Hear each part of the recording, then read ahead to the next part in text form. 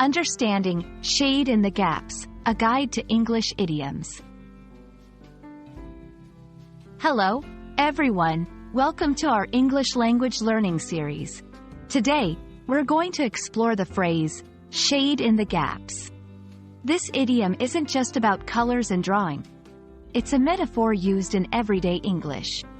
So, let's dive in and understand what it means and how you can use it in your conversations.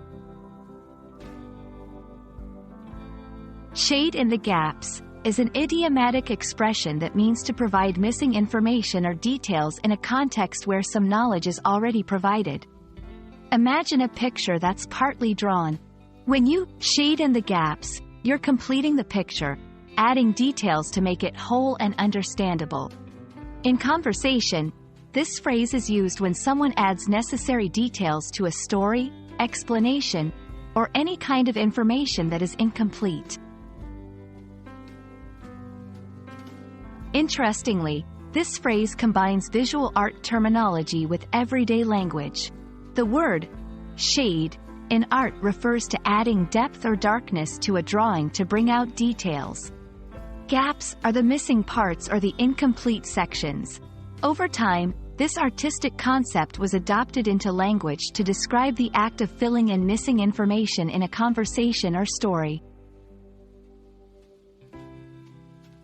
1. Contextual usage. Use this phrase when someone fills in missing details. For example, "Thanks for shading in the gaps. Now I understand the whole story." 2. Asking for clarification. You can use it to ask someone to provide more information.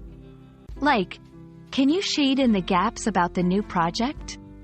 3. In professional settings, it's useful in meetings or presentations when discussing incomplete data or plans.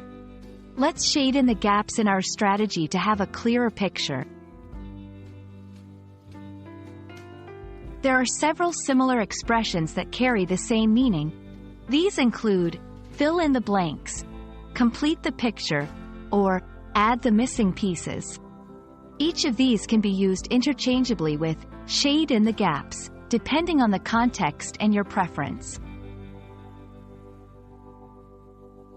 And that's a wrap on shade in the gaps. Remember, this phrase is all about adding the necessary details to something incomplete. It's a handy tool in your English language arsenal, especially when discussing topics that require clarity and completeness. Thanks for watching, and I hope this video has helped shade in the gaps in your understanding of this interesting English idiom. Happy learning, and see you in our next video.